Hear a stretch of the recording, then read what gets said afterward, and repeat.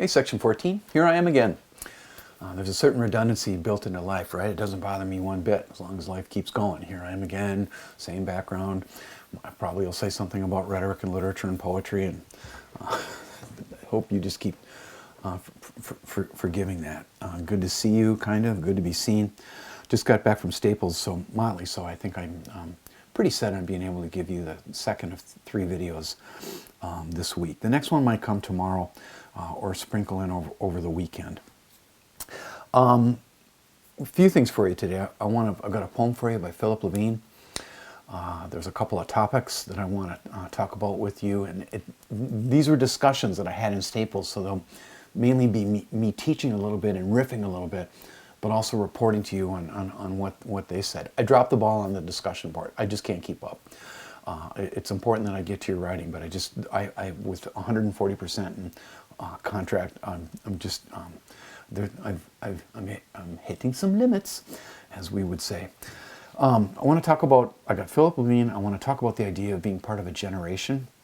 I want to talk about danger and risk and courage and fear, because we're turning our attention to Ernest Hemingway, and that's his only theme. That's pretty much the only thing he was writing about. And I'll put that before you, and we'll end today with one of my favorite things on the internet, which I always offer, or have been offering in recent years in conjunction with Hemingway. And I'll just let's let the suspense build. You are going to be happy with the clip that I'll pull in today. Set that up when it's time to set it up. But first, I want to let you know that I finally, 1 week from today, am going to get an opportunity to make my argument on behalf of eliminating the football program at Central Lakes College. I've been fixing to do this for about 2.5, 3 years.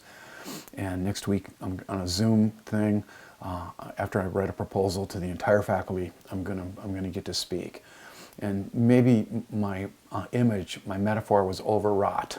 I think I probably conjured the idea of me, the image of me, kind of walking out on the 50-yard line with a rosary in one hand and a book of poetry in the other, to stare down not only the entire football team, but the entire industry that is college football, that I think is fundamentally corrupt and dangerous. And I will report to you on the results of that, and probably try to let that go. Part of me is I put that before you as a perfect topic the other day, right? That had pros and cons, because there's a beauty to it and there's a horror to it, and you can't claim one without the other. But I also want to make clear to you that I really hope, as you move through your life, stand up for what you believe in. Rhetorically, stand up for what you believe in, especially if you're going to be standing up to something that you think is wrong or evil. Be brave, be courageous. And I've gotten fired because I couldn't shut up about certain subjects, and I will probably lose friends next week. It's possible, but I think it's important for us to be Socratic, not sophistic. And again, I will report to you on how that goes.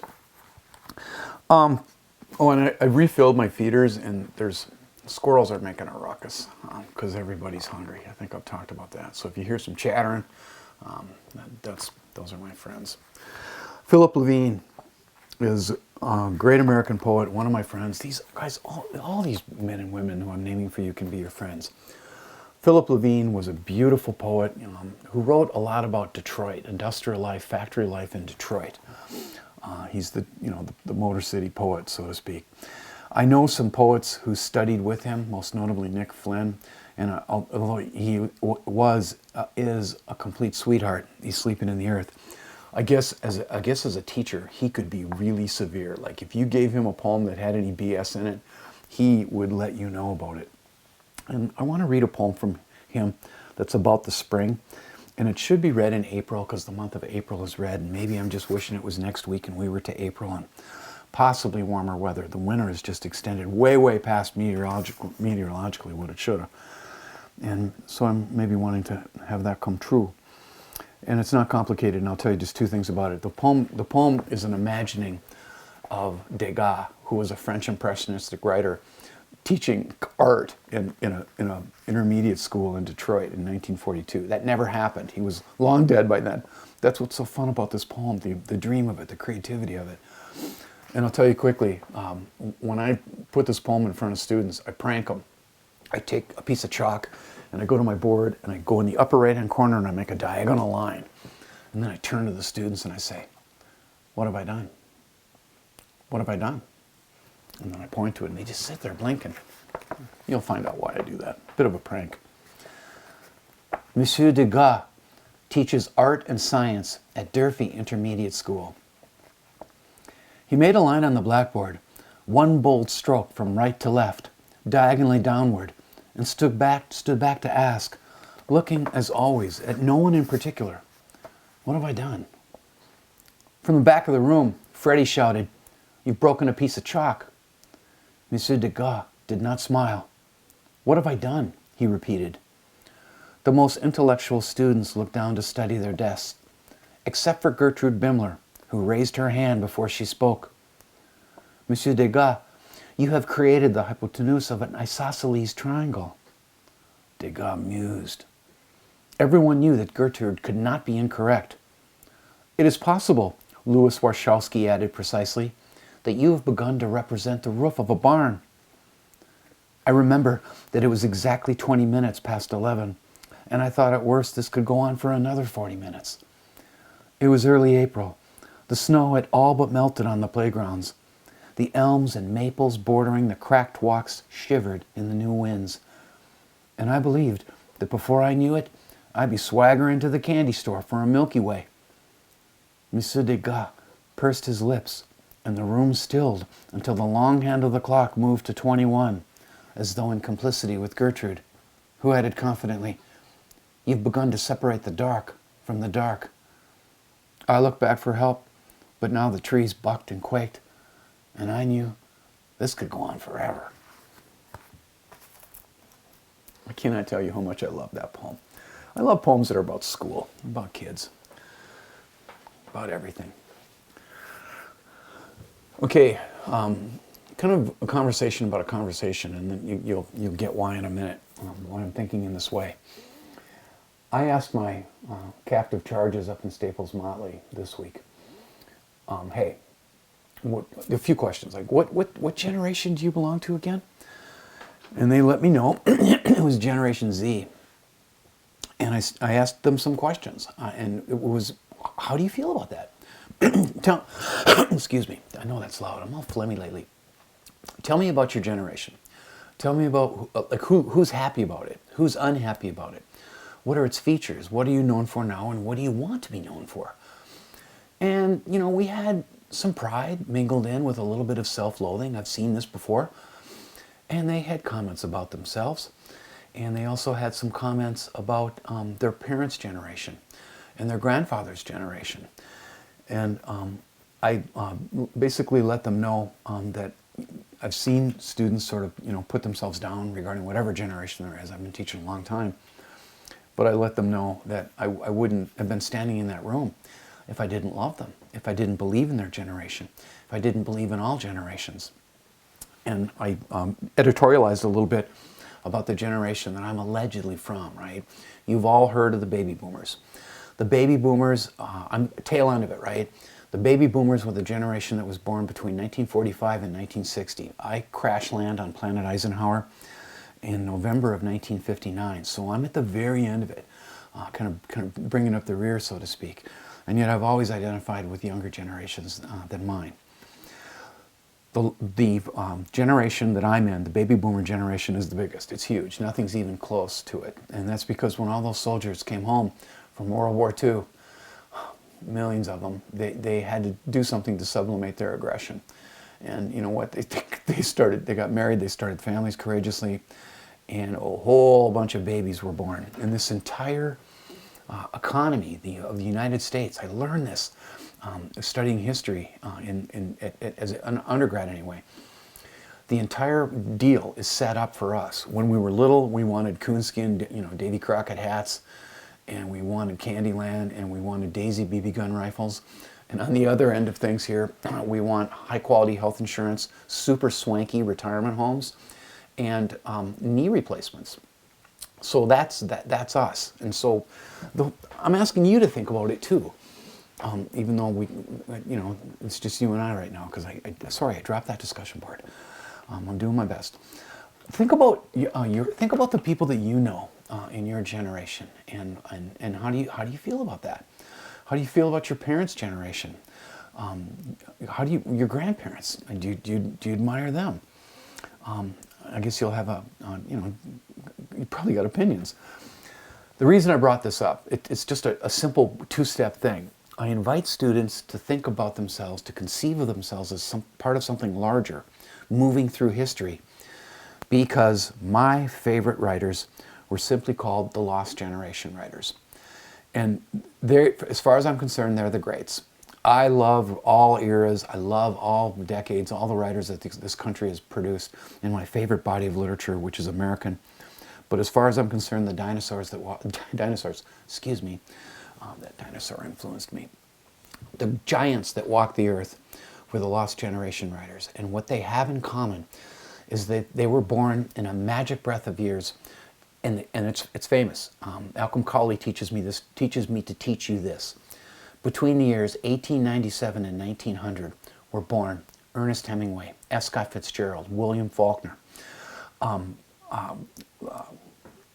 Our town's author is slipping my name right now. Thornton Wilder, Thomas Wolfe, Catherine Ann Porter, Kenneth Burke, Malcolm Cowley, Hart Crane, the poet. An unbelievable group of people suddenly found themselves together. First, in wartime, because if you were born just before the year 1900, it was the perfect age for you to be a soldier. And they would later converge in Paris after the war and continue to stick together. And I want you to think of yourself as a generation, and I want you to think of these writers that are going to be our teachers in the final 7 weeks of this course as writers that were bound together in space and in time and in history. Another thing I brought up in Staples this week, excuse me, there I go again. I need like a throat clearer or something. There's the red squirrel. I asked also my students, kind of on the heels of my safety talk, I said, okay, answer me this. Teenagers at Staples Motley. How many of you someday would like to jump out of a perfectly good plane? In other words, how many of you want to skydive? How many of you want to bungee jump someday? Whoa, the hands were in the air like they always were. And I'm like, okay, explain yourselves. Why? Why would you do that? Why would you want to feel, why would you want to inhabit and experience the terminal velocity of a human being falling from the sky? And I got answers I've heard before, for the thrill of it, for the rush of it,